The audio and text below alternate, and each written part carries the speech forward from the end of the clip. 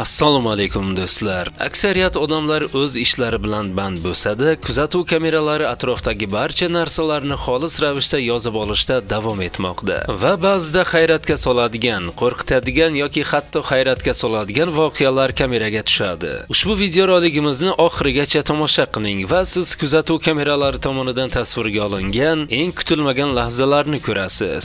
Lekin video boshlanishidan oldin do'stona like tugmachasini bosib, agarda kanalimizda yangilardan bo'lsangiz obuna bo'lib qo'yishlikni unutmang.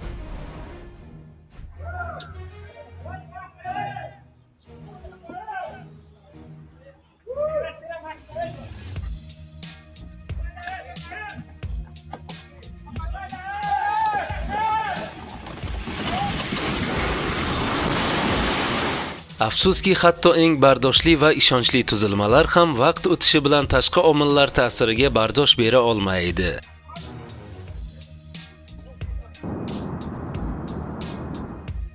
Ushbu kadrlar favqulodda vaziyatlar tom ma'noda soniyalar davom etishi mumkinligini eslatib turadi.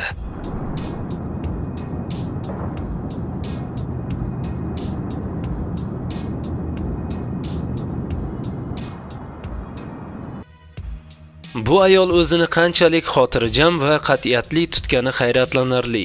Bu ayolni o'zini mashina urib ketishiga sal qoldi, lekin u baribir haydovchi jarohat olganmi yoki yo'qmi deya tekshirish uchun yugurdi.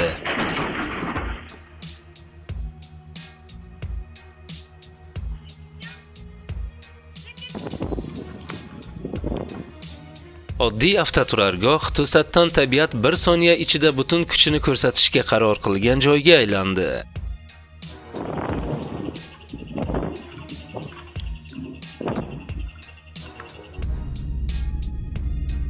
Reaksiyaga ko'ra bu mushuk hozirgina xavfsizlik kamerasini topdi va hozircha bu unga juda shubhali obyekt tuyulmoqda.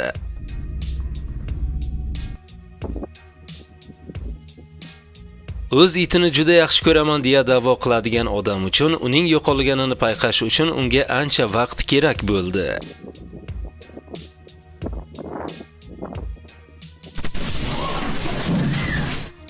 Bu joyda tabiat rostdan ham uyning o'rtasida chinakam shov-shuvga sabab bo'ldi.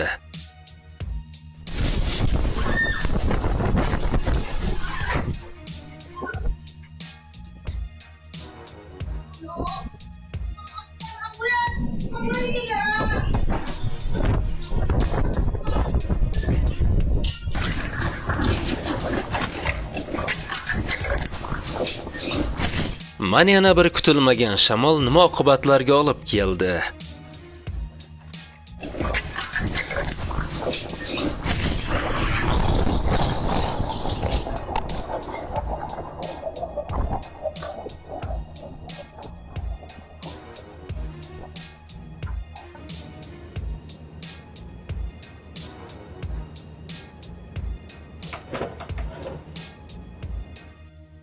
Afsuski, muvozanatni saqlash u kutganidan ham qiyinroq bo'lib chiqdi.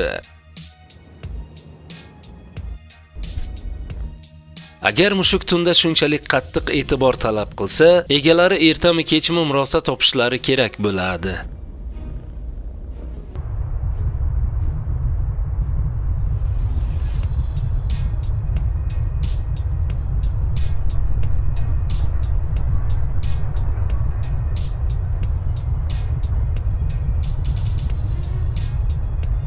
Bu xodim o'z ishiga shunchalik sadoqatliki, hatto qattiq yer qimirlashda ham u tovarlarni javonlarda saqlashga astoydil harakat qildi.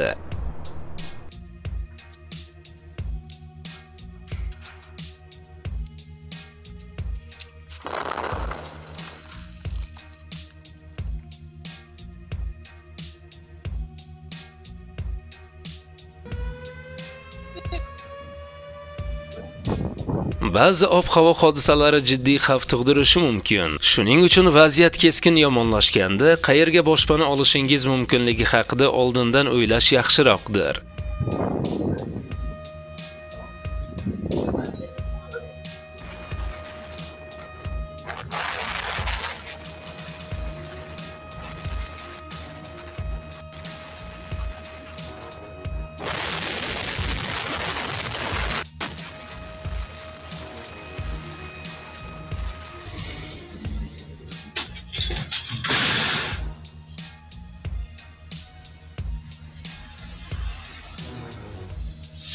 Yo'l deyarli bo'sh bo'lib tuyulsa ham va hech narsa muammolarni ko'rsatmasa ham, vaziyat bir soniya ichida o'zgarishi mumkin.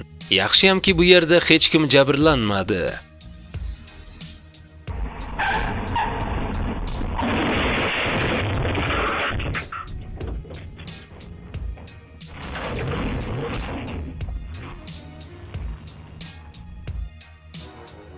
Haydovchi hozir nimani his qilayotganini tasavvur qilish juda oson. Tirnash xususiyati, bezovtalik yoki o'zida kuchli umidsizlik aralashmasi.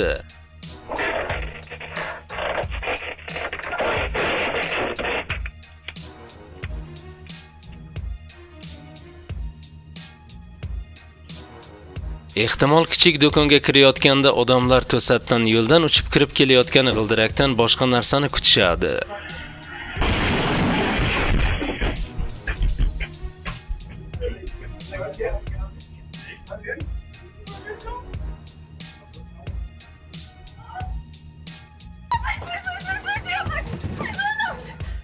Ushbu hududning o'rmon yonida joylashgani vaqti bilan bizga bunday kutilmagan tashriflar bilan o'zini eslatib turadi.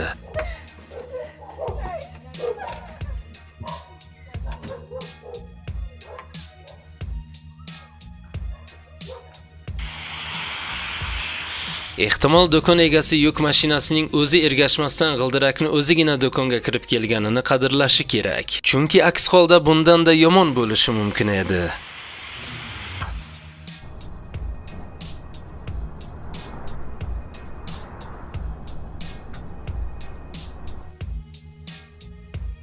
Ko'rinishidan eng og'ir pallada mashinani to'xtatgan ustun, ya'ni stalba bo'lgan.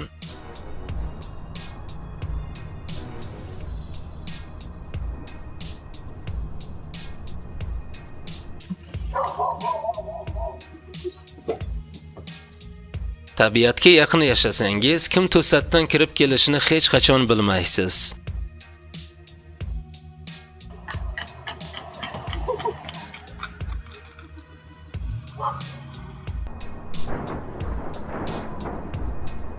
Bu yuk mashinasi tom ma'noda qayerdandir qulab tushdi va faqat Allohning o'zigina yo'lovchini qutqardi.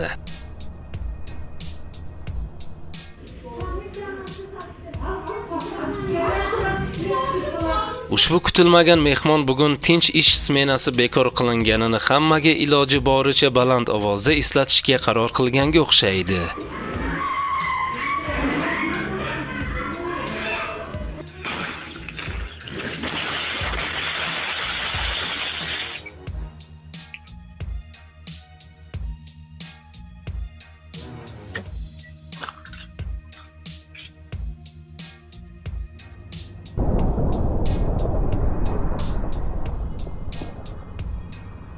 Ko'chani chang va qoldiqlarning katta massasi tezda qoplay boshlaganda, asosiysi epitsentrdan iloji boricha uzoqroqqa borishdir.